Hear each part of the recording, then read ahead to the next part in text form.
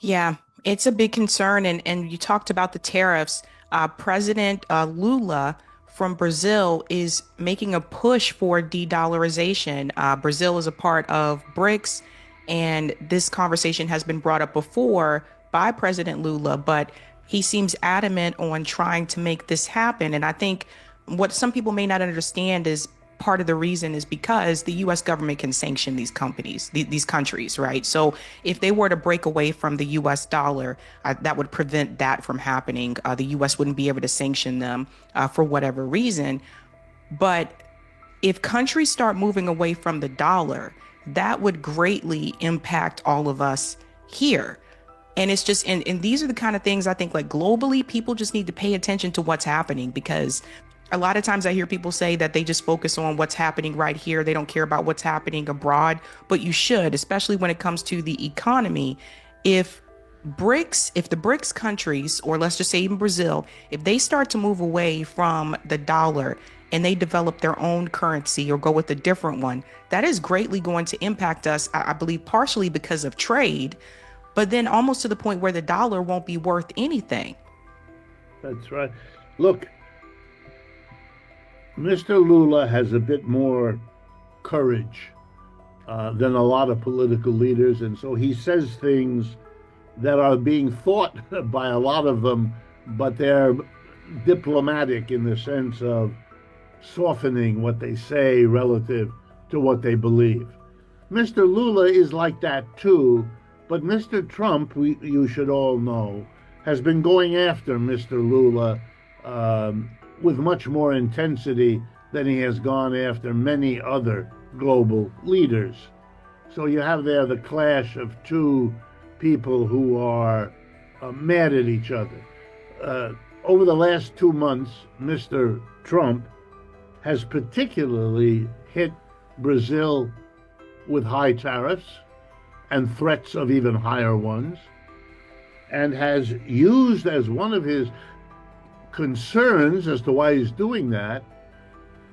He wants Mr. Lula to stop the prosecution of the previous leader of Brazil, a man named Bolsonaro, who is being put to trial because he's accused of major crimes. This is what we used to call interfering in the internal affairs of another country. It is not appropriate for the leader of the United States to mix into the internal political differences. We had a major struggle in this country over recent years when there was an accusation made that another country, Russia, might have interfered in the elections for president here in the United States. We were told by the people who were concerned how outrageous it would be for another country to interfere. And here we are doing it. Mr. Lula is not pleased since he's the current president, and he was jailed by Mr. Bolsonaro when Mr. Bolsonaro was the president. But here's the reason you need to pay attention, just to illustrate the wisdom, Sabrina, of what you said. Let's go back to coffee. Brazil is, I believe, the largest provider of coffee to the United States. If you put a heavy tariff on coffee, it's going to mean that, let's say, it costs $10 a pound to buy Brazilian coffee. If Mr. Trump hits them with a 25% or a 50% tariff, you're going to have to pay $1 to get Brazil to send the coffee, and then pay Trump 25 or 50 cents more, right, per dollar of the cost of your coffee because of the tariff, which means the price of your latte next week is going to go up a lot. So yeah, you have to pay attention, because if you pick up a latte on the way to work and you do it many days a week, you're going to be spending big bucks on coffee that you didn't have to do before. And if the BRICS countries decide, and they've been discussing this for years, to move away from reliance on the dollar precisely because the American president is so aggressive to their hurt, to their detriment. Yes, it will make an enormous difference. And let me summarize real quickly why. Brazil is a leading member of the BRICS nation. BRICS meaning BRICS, the first initial of the names Brazil, Russia, India, China, and South Africa. But those 5 countries have now been joined by a dozen more, actually more than that. But if you add up right now the population of the BRICS countries in the world we live in, the planet we inhabit, it's already well over half the people of this planet live in those countries. What's the percentage of the world's population that lives in the United States? 4.5%. What are we doing as a nation when we try to control, to dominate, to interfere in, to hit with economic weapons a population many, many times bigger than us? In the long run, that isn't just a failed idea, that's downright stupid. And we are in a place in our country where we're having economic difficulties, and we have a leader who's trying to make the rest of the world pay for our economic difficulties, and we wonder that they're not enthusiastic about it. They want to free themselves from being vulnerable to a powerful country like ours, saying the rest of the world has to pay taxes to us, not just to their own country, but to us in some way. We're going to sanction them and punish them and this and that. You're going to see a reaction over the years ahead for which the American people are not ready, because they don't understand, because they don't want to face what is in fact going on. Mr. Lula speaks the way he does because he knows that the majority of the people on this planet are cheering him on. They're not cheering Mr. Trump. Not at all. But they are cheering the resistance to Mr. Trump from people like the President Lula, which is his nickname. Da Silva is his name, from Brazil. And Americans pay no attention to that, but they do so at their own peril. Yeah, the West is very small when you compare it to the rest of the world. And even economically, when we talk about where money is going, all of the money that the US government is giving to Israel, it's astonishing. And not just the 3.8 billion, but we found out, after October 7th, we all started doing our own digging. I found out that Boston was sending 10 million to Israel.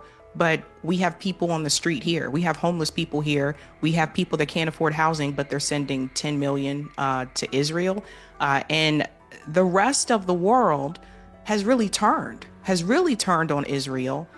Germany had just made the announcement that they're going to suspend arms to Israel, even though I would say they were the second most supplier of those weapons after the United States. But economically, even some of the Trump supporters are now saying they don't want their money going to Israel. So I think that Donald Trump has a big problem, because this is the first time I've seen where even some of the MAGA base is not happy with where the money is going. They're not happy with the starvation in Gaza. Like the numbers are showing it, the polls are showing. And I think that Trump did not expect this. Yeah, it is. The horror of what is going on in Israel, what they've done to the people of Gaza. We're going to be talking about that. Well, let me give you an example. This week was the 80th anniversary of the dropping of the atomic bomb on the Japanese cities of Hiroshima and Nagasaki. 80 years ago, that happened. It is the only time in the history of the human race that nuclear weapons were used by one country against the citizens of another country. And we, the Americans, bear the guilt of having done that, of having taken that extraordinary step that no other country ever took. And so there were celebrations around the world, not so much in the United States, which you can kind of understand because it's hard for Americans to look at the pictures that you can see of what those atomic bombs did. But we will never forget that. That's why we see celebrations around the world. Well, the world is not going to forget what Israel did in Gaza. It is a stain upon the history and the reputation of Israel.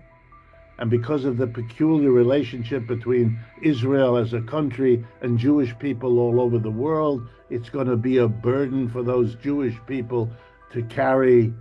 Not that they need it, but they will have no choice because of the actions of Mr. Netanyahu and the people of his government. And yes, Americans are simply among those people around the world that are horrified. Long ago, the government in Ireland recognized the Palestinians as a separate people and broke their relationships with Israel. Spain has done it. We recently saw that the French are about to do it. Even the British are talking about it. The only country of any significance that supports Israel at this point, given what it has done and is doing, is the United States. And of course, thoughtful people across the political spectrum, even among MAGA folks, yes, there is the question, and it's been there a while. Is this a smart move to connect the United States with something that every Arab person and every Muslim person around the world sees as a horrific assault on their co-religionists, the people that they share a religious belief with? I mean, try to turn this around and imagine if it was happening in an Islamic country to Christians.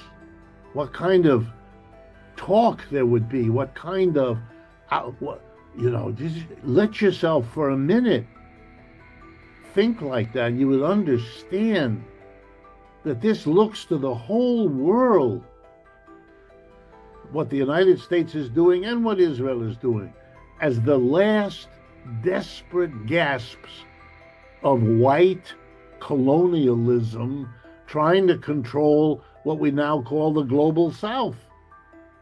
And, we live at the end of a century of anti-colonialism.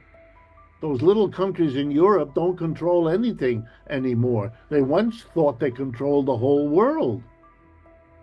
The British like to say the sun never sets on the British Empire because we have so much land in so many places that the sun is always up somewhere. And they had such an empire, and they ripped that empire off, and eventually that empire told the British, go home. And that's why they don't control India, and they don't control Africa the way they once did. Israel and the United States are efforts to keep settler colonialism alive. They don't have domestic opposition here because we genocidally killed off the indigenous population of this country when the Europeans came. Israel is trying to do that also to the Palestinians. It's not going to work. However long it takes, the resistance of the people of Gaza, what they have endured and stayed there, is absolute. We will be wondering and trying to understand not only why the Israelis could and did do what they did, but where did the strength come from in the Palestinian people, given what they have suffered there It's absolutely extraordinary, and it will not continue much longer. And that brings me to Zoran Mandami, who is polling very well right now. If the election was today for NYC mayor, he would win.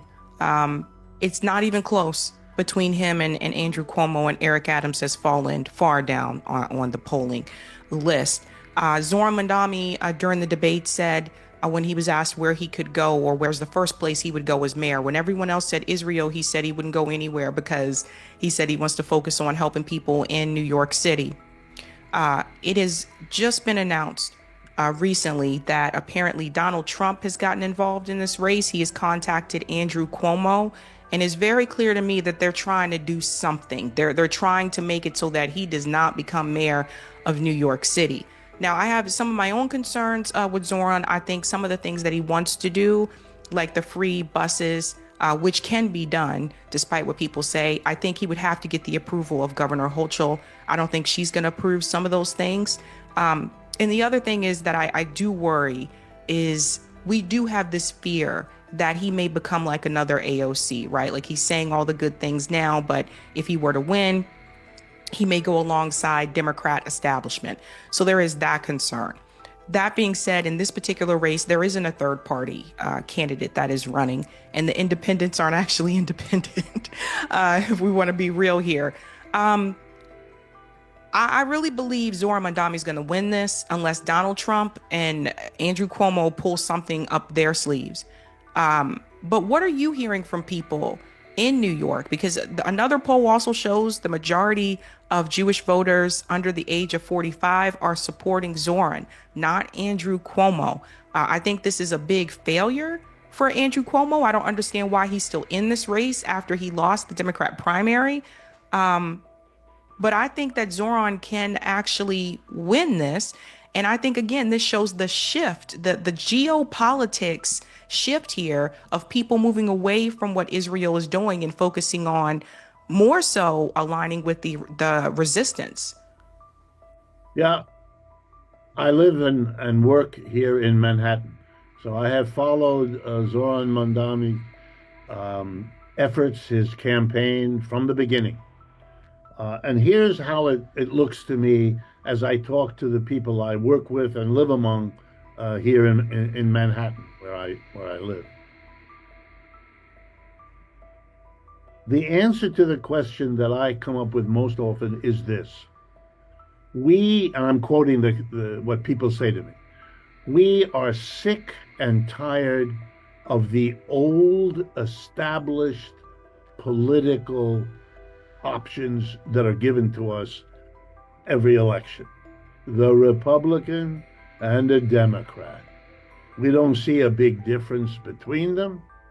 They all make promises, most of which they don't abide by once they get elected. They keep the status quo. They keep the system running the way it has been running, but that's the problem. We believe it has to change. For example, rents here in Manhattan are ridiculous. Even in large parts of Brooklyn, they are way beyond what anybody can afford. I mean, it's out of control. And the prices of food, New York was always an expensive city, but now it is kind of crazy. People use that kind of language. And so it needs somebody to come in and really deal with that. And there's no reason to expect, Cuomo to do that, Andrew Cuomo. He didn't do it when he was governor. He didn't, nothing. There's nothing. He's another one of the Democrats. We can expect him to do what he does. That he also behaves inappropriately with women, that isn't very surprising either, and doesn't make him attractive at all. I mean, look at this story. It's kind of amazing that he would run again, given what he didn't do and given what he did do. What a combination. The only hope Mr. Cuomo ever had was to somehow say, this Mandami character is really scary. You wouldn't want to vote for that. Vote for me. because I may not do you any good, but I'm not scary. I'm the male equivalent of Governor Hochul, who, after all, was chosen by Cuomo to be his running mate, which is why she became the governor when he had to step down because he said and touched women and all the rest that we know about. So Mr. Cuomo's problem is he's the same old, same old. And Zoran is something very different. And he's different even before you get to the particulars of what he's proposing. He's different because he's an attractive young man. He is a Muslim. He is, not all that white, blah, blah. He's telling you right away before he opens his mouth, I'm different from what you're normally used to having a major position. It's already surprising that he could be in the state legislature. That tells you at least that he got support in the area of Queens where he comes from. But running for mayor, he had to appeal to lots of people. And he did. And he didn't have to, become pro-Israel to do it. The Jewish community in this country is split, just like it is in many other parts of the world. And the majority are not supportive of what Mr. Netanyahu is doing in Gaza. That may not be known to many people, but it is the truth. I know that directly. So he was able to say, I'm not going to get torn away. Just like I'm not going to get fooled by being asked what country I'm going to visit. My job is to be the mayor of New York. Now, having said that, I also think he will win. I don't think the issue is Mr. Cuomo. I think the issue is this. How many billionaires, how many big businesses are going to contribute how much money to Mr. Cuomo or whoever else they might pick up and support? Our elections are heavily shaped by the money. That's why so much money is raised and spent on them. And so Mr. Mamdani's problem will be, will there be a coming together of enough money to give to whoever's running against him to put out advertising that makes him look bad with true or false accusations? We won't know until the time is over, right? We're talking between now and early November, and that's not very long. And will they have enough money to smear him and to elevate somebody else like Cuomo? To work with Cuomo means they have their work cut out for him, because nobody really wants him very much beyond, Staten Island. There's nothing there for him. His career is over by his own doing. If I may, about the public transportation. In my lifetime, I have visited quite a few cities in Europe where this was already done, and done very successfully for many years. I remember in Hungary, in Budapest, one of the great cities of Eastern Europe, they for many years had what they called the honor system. There was a price to pay for getting on the subway or the bus, but there was no one taking the money. It was up to you when you went by the little machine to drop the coin or whatever you had in there. And you were asked to drop a certain amount, but if you didn't have it, you didn't. If you had half of it, you put that in the machine. And that's how they did it. And nobody was there to catch you. If you didn't put money in, the only thing that might happen is that another rider on the bus would come up to you and say, look, citizen, it is wonderful that we don't have to pay. Sometimes we can't afford it. But if we all don't pay, we won't have it. So fine this time, but be a good citizen. Make up for it when you've got the cash. And It was a very sophisticated way. I don't know if the city planned it, but that's how they were able to afford to run the city. And others have proposed it and have tried it. In many cities, for example, in Europe, they will make the public transportation system free on weekends. So they go after people, Monday to Friday, but Saturday and Sunday, and it could be a way for Mr. Mamdani to show quickly, I'm going to do things that are good for average people. For rich people, it doesn't matter whether they pay or they don't pay on the subway. That's what being rich means. But for those who aren't rich, it matters. And if you can take your kids to Coney Island on the weekend and you don't have to pay a subway fare to go out there, it adds up. It adds up. Or, and then there are other ways for him to make up that kind of revenue. It can be done, and it's important symbolically not to fall into the notion, well, he can't do that. He has to get the legislature to agree. Well, that's not the problem many Americans think it is. Don't be caught in the past. In the past, anybody who said something like that, free transportation, would be shot down. We will never do that in the legislature, or the governor will never do it.